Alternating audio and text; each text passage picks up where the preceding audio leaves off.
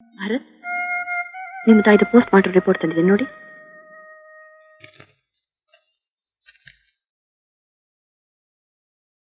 ಸುಳ್ಳು, ನನ್ನ ನಂಬಲ್ಲ ಆಶಾ.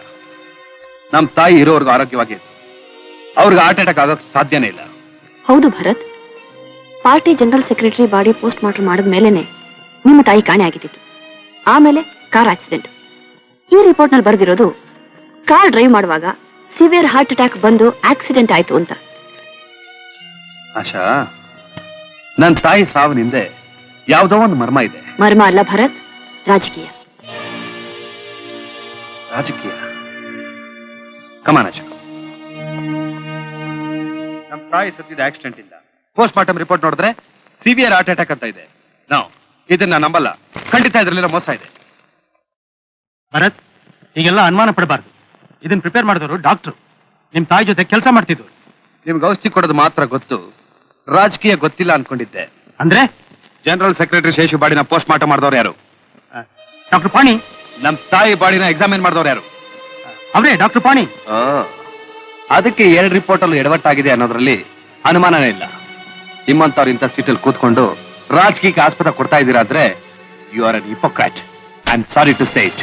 ಇಂಥವ್ರಿಗೆಲ್ಲ ಯಾಕೆ ಸಾರಿ ಹೇಳ್ತೀರಾ? ಕಮಾನ್. ಹಲೋ ಸರಳ, ಹೇಗಿದ್ಯಮ್ಮ? ಚೆನ್ನಾಗಿದ್ದೀನಿ ಡ್ಯಾಡಿ. ಡ್ಯಾಡಿ ಯಾವಾಗ ಬರ್ತೀರಾ? ನಾನು ಬರೋಣ ಬರ್ತೀನಮ್ಮ. ಸುಮ್ಮನೆ ಫೋನ್ ಮಾಡಿದೆ ಅಷ್ಟೇ. ಆಮೇಲೆ ಚೆನ್ನಾಗಿದೆ ತಾನೇ? Very good. ನೀವ್ ಹೇಗಿದ್ದೀರಾ? ನೋಡು, ನನ್ನ ಬಗ್ಗೆ ನೀನೇನು ಯೋಚನೆ ಮಾಡಬೇಡಮ್ಮ. ನಿನ್ನ ಭವಿಷ್ಯನೇ ನನ್ನ ಮುಖ್ಯ. ನೋಡು, ಕಾಲ ಕೆಟ್ಟದ್ದು, ಬಹಳ ಹುಷಾರಾಗಿರ್ಬೇಕು. ಆಮೇಲೆ ಚೆನ್ನಾಗಿ ಓದ್ಕೊಂತ ಇದೆಯಾ ತಾನೇ? Very good. ನಾನು ಫೋನ್ ಇಡ್ಲಮ್ಮ. Good night dad. Good night.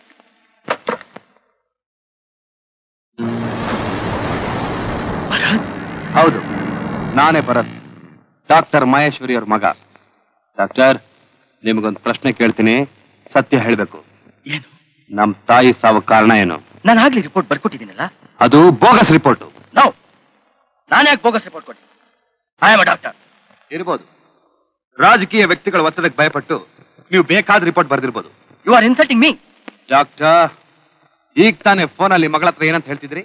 ಕಾಲ ಕೆಟ್ಟದು, ಹುಷಾರಾಗಿರು, ನಿನ್ ಸುಖಕ್ಕೋಸ್ಕರ ನನಗೆ ಎಷ್ಟೇ ಕಷ್ಟ ಬಂದ್ರು ಸಹಿಸ್ಕೋತೀನಿ ಅಂತ ಹೇಳ್ತಿದ್ರಲ್ಲ, ಇದಕ್ಕೆ ಕಾರಣ ಏನು? Tell me doctor. Face is the index of mind ಅಂತಾರೆ. ಡಾಕ್ಟರ್, ನಿಮ್ ಮುಖ ನೋಡಿದ್ರೆ ಹೇಳ್ತಾ ಇದೆ ನೀವು ಅಪರಾಧಿ ಅಂತ. ಪಾರ್ಟಿ ಸೆಕ್ರೆಟರಿ ಶೇಷು ಡೆಡ್ ಬಾಡಿನ ಪೋಸ್ಟ್ ಮಾರ್ಟಮ್ ಮಾಡಿದ್ರಿ, ಆಮೇಲೆ ನಮ್ಮ ತಾಯಿ ಡೆಡ್ ಬಾಡಿನ ಪರೀಕ್ಷೆ ಮಾಡಿದ್ರಿ. ಆದ್ರೆ 2 ರಿಪೋರ್ಟ್ ಸರಿಯಾಗಿಲ್ಲ. ಅಲ್ಲೇನ್ ನಡೀತು ಅಂತ ಈಗ ನಿಜ ಹೇಳ್ದಿದ್ರೆ ನಿಮ್ಮನ್ನ ಕೊಲೆ ಮಾಡೋದಕ್ಕೆ ನಾ ಹಿಂಜರಿಯೋದಿಲ್ಲ.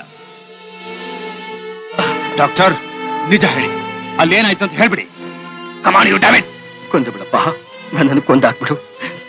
ನಾನಿದು ಬದುಕಿರಬಾರ್ದು. ನನ್ನ ವೃತ್ತಿಗೆ ನಾನು ದ್ರೋಹ ಬಗ್ಗಿದ್ದೀನಪ್ಪ. ಅವ್ರಿಗೆ ಭಯಪಟ್ಟು ಅವ್ರು ಹೇಳಿದಂಗೆ ನಾನು ರಿಪೋರ್ಟ್ ಬರ್ಕೊಟ್ಟಿದ್ದೀನಿ. ಶೇಷು ಸತ್ತಿದ್ದು ವಿಷದಿಂದ. ಆದ್ರೆ ನಿಮ್ಮ ತಾಯಿಯವರು ಅವನು 8 ದಿನ ಸತ್ತ ಅಂತ ರಿಪೋರ್ಟ್ ಬರ್ಕೊಡೋದಕ್ಕೆ ಒಪ್ಲಿಲ್ಲ ಅಂತ ಕಾಣುತ್ತೆ. ಅದಕ್ಕೆ ಅವ್ರು ಅವತ್ತೇ ಕಾಣದೆ ಹೋದ್ರು. ಮತ್ತೆ ನಿಮ್ಮ ತಾಯಿ ನಾನು ನೋಡಿದ್ದು ಅವರು ಸತ್ತ ಮೇಲೆ.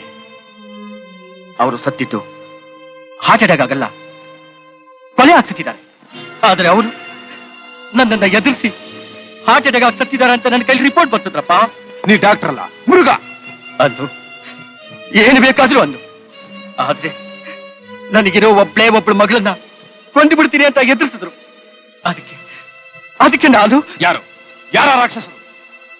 ರಾಮರಾಜ್.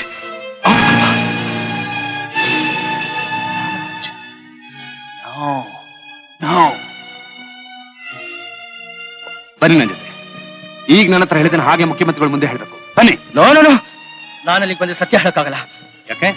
ನಾನು ಅಲ್ಲಿಗೆ ಬಂದ್ರೆ ನನ್ನ ರಿಪೋರ್ಟ್ ಪ್ರಕಾರನೇ ಹೇಳ್ಬೇಕು. ನಿಜ ಹೇಳಿ ಸರ್, ನೀವು ನಿಜ ಹೇಳಬೇಕು. ಅಯ್ಯೋ ಬೇಡಪ್ಪ, ಅವ್ರು ತುಂಬಾ ಕೆಟ್ಟವರು. ಆಮೇಲೆ ನನ್ನ ಮಗಳನ್ನ ಕೊಂದಾಕ್ಬಿಡ್ತಾರೆ. ಡಾಕ್ಟರ್, ನಿಮ್ ಪ್ರಾಣ, ನಿಮ್ ಮಗಳ ಪ್ರಾಣ ನನಗೆ ಮುಖ್ಯ ಅಲ್ಲ, ನನಗೆ ಸತ್ಯ ಮುಖ್ಯ. ಬನ್ನಿ. ಭರತ್, ನಿಮ್ ಕಾಲಿಡ್ದು ಬೇಡ್ಕೊತೀನಿ, ನನ್ನನ್ನು ಅಲ್ಲಿ ಕರಿಬೇಡಿ.